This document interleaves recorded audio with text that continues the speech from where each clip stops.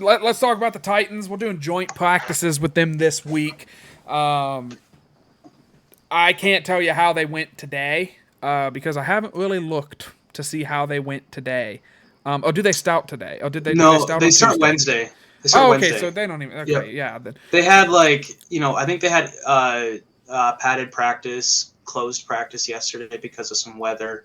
It was going to be an open training camp practice, but I think there was weather that canceled it. So I think they got probably it. had an inside practice, and then I'm assuming maybe some walkthroughs and just resting and lifting maybe these couple days, and then Wednesday, Thursday is when the Titans strap them up and start hitting people on Yeah. Wednesday and Thursday. I think that it is important that this isn't really. I don't have inside information here. This is something that every show that you listen to is going to say, but you're here, and we appreciate that you're here. So I'm going to tell you this. These joint practices have basically replaced NFL preseason games. Like the preseason has become about like who is going to be the 53rd guy on the Yeah. roster. Like who is Yep. it's just these UPS drivers fighting for their football dreams. Whereas these joint practices are where like actual season prep starts to happen. And so I'm excited. I feel like there's been so many negative reports coming out. Wes Phillips actually had a really good quote in his press conference today. Again, that's Monday. So he was talking about how he's so sick of going up against Brian Flores' defense. Yeah. And it's been, apparently it's been, keep banging these rings. It's been really difficult for the offense to get things going against it because Flores is kind of bringing it. And that's a good sign for Vikings fans. I don't think we should be concerned about the offense too much. They're not going to go up against this Brian Flores defense one single time in the regular season. So I'm excited to see how Jefferson, Addison, KJ, Cousins, what they look like against a different defense that isn't Brian Flores just sending 11 guys and making the quarterback's life a living hell. I'm also excited to see what the defense does against, I mean, Tannehill is, the presumed starter, but if they struggle, could the starter turn into Malik Willis or will it be the rookie Will Levis? Those Yeah. Tennessee's fascinating, like low key. Like if Yeah. I was gonna if the Vikings want a team, I'd probably focus a lot on the Titans this year. They have a lot of interesting storylines going on that offense. Derrick Henry is of course going to be, taking some reps and stuff, and let me say this. Let me say this. The one thing I hope for is that everyone gets out of this healthy. Yep. This is my question to you, and I'll let you kind of talk about what you're excited for just the joint practice session. We won't necessarily talk about like the preseason actual game, but over under 1.5 fights. Do you take the over? Oh, under. Under. Yeah, just because it was very clear, and I haven't heard things about this camp, but so like last year when the Niners came in, Shanahan and O'Connell have a little bit of history. Kwesi obviously has some history with the 49ers. There was sort of an agreement that if there were any fights, any punches thrown, those guys would be done for the day. They would have to go into the locker room and take a shower. Now, I don't think Shanahan held up his end of the bargain on that. If I remember, it was Dre Greenlaw threw a punch at Ezra Cleveland. I was there. I saw the punch thrown. I can't remember which linebacker it was. It might have been Al-Shire.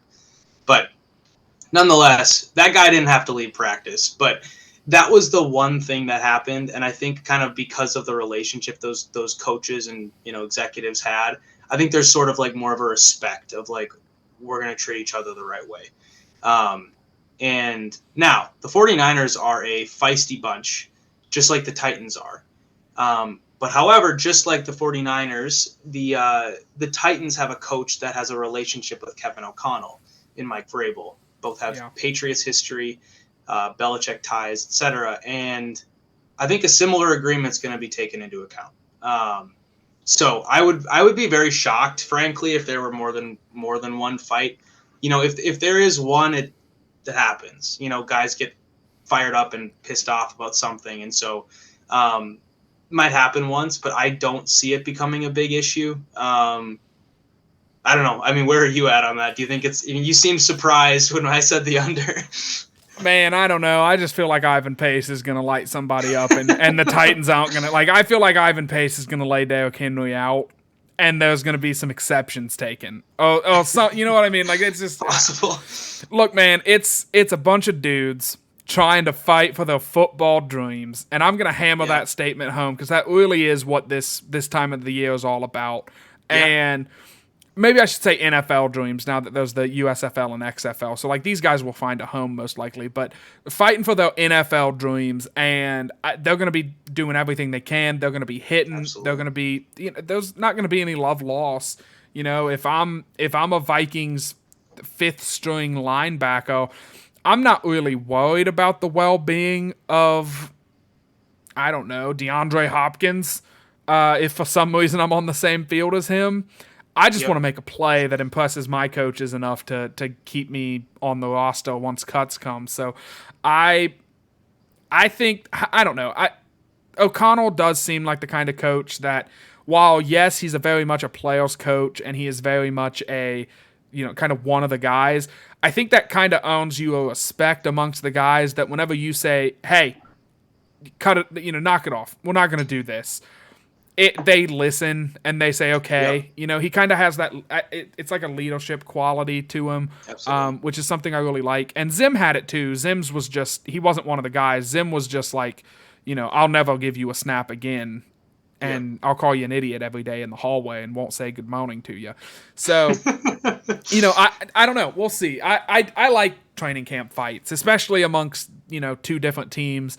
I just think that it shows that, both teams are fired up and both teams are competing at a super high level. And, the important thing about this is and this will kind of get into more of like a breakdown of what I want to hear, from reports and what I want to see, which I don't know how much of these are going to be viewable by fans and media, but I want to hear reports that the Vikings offense looks really good in 2-minute drills when they are doing 2-minute drills against the Tennessee defense. That was kind of the Vikings staple last season. We were pretty good inside of 2 minutes. If Cousins got the ball in his hands down 5, the game was over. You lost. That was kind of the whole MO last season. So I want to see them continue that. I want to see them execute. Kwesi had, was it Kwesi or was it O'Connell that had a quote about executing these details and all. Situational mastery. Thank you. Yes. Situational masters. Yeah. Was that O'Connell? I think that was O'Connell. He at least, solidified it with his Friday situational masters meeting. Yeah.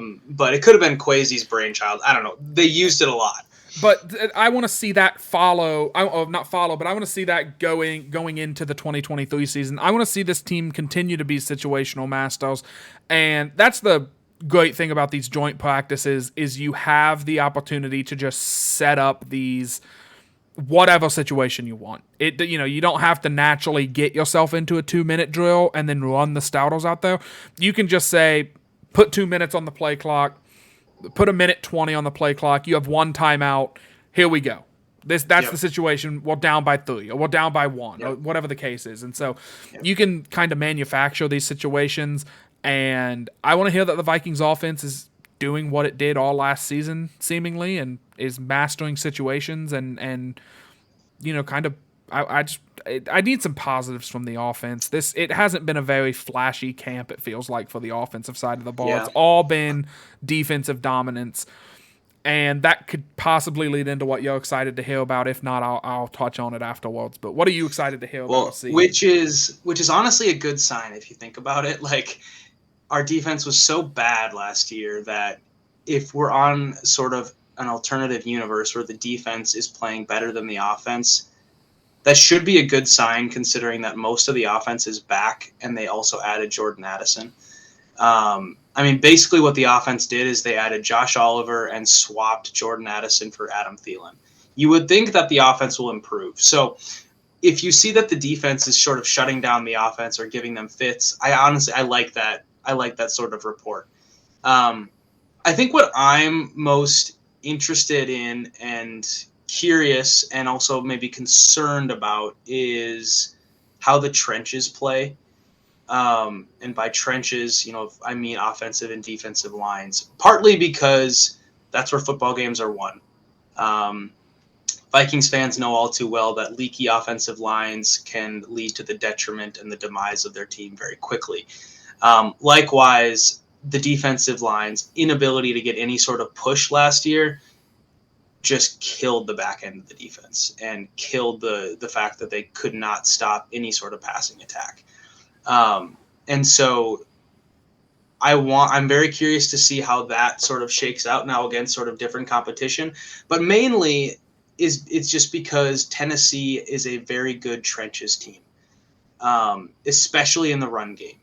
The pass game is maybe a little bit more shaky on both sides, but the offensive and defensive run game, sort of like run blocking and run stopping, was their strength. They were top 3 in like all defensive rushing stats as a collective defensive unit.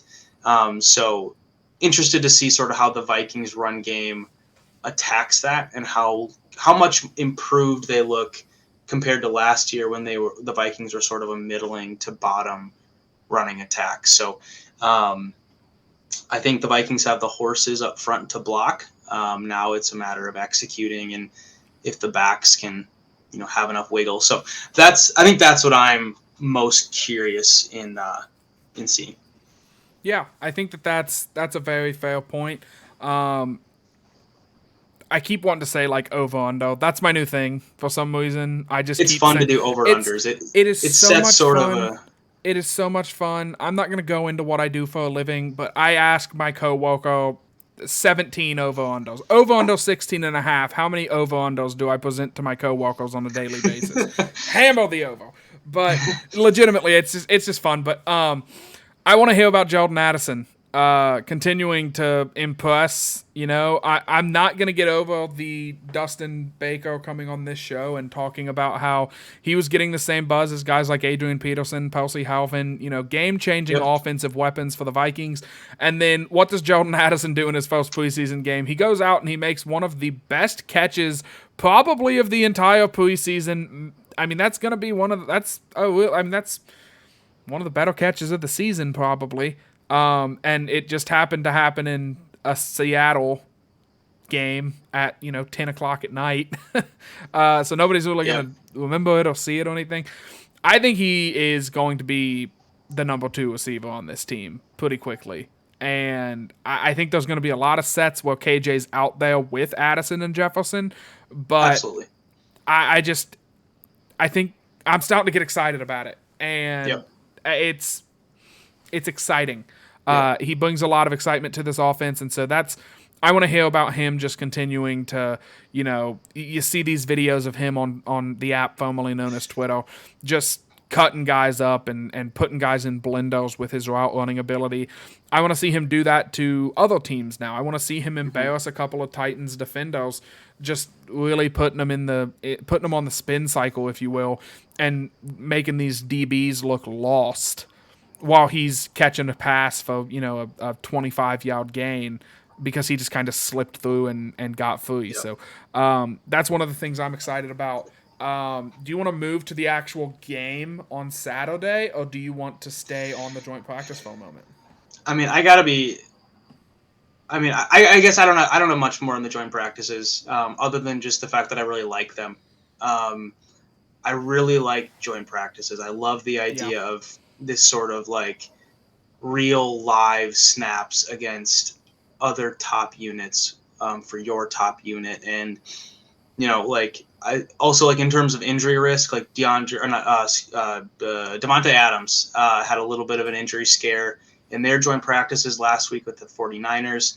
He should be fine, which is good news. You don't want to see something like that in a preseason practice, but so there is maybe more of a risk of injury against an opponent than there would be against your own team in a normal practice, but it's far less injury risk than there would be in an actual preseason game. These guys get many more reps. I mean, you see like even Addison, got in the teens for reps or something, maybe 20. So like in a game you're only going to get so many reps, but in practice they're not limitless, of course, but there's so much more. So Yeah. I really like the idea of joint practices. They blow the whistle pretty quickly. They're not going to let people, make big hits and pile on people and Right. have people get hurt. They blow a play dead pretty quick. So it's Shouldn't be it's a good. understated too that the joint practices will be happening on natural grass instead of on Yes. turf, which, Yep. if you listen to any NFL player ever, means that there's significant less injury risk because turf is apparently just a knee eater, whereas grass is, a lot more forgiving for knee injuries and ligament damage and things of that sort. So that's really my thing. Let's get out of it healthy. Let's get out of it. Yep. It's kind of been the phrase of the camp so far, but iron sharpening iron. Let's just get out of it healthy, right? That's kind of what I want. So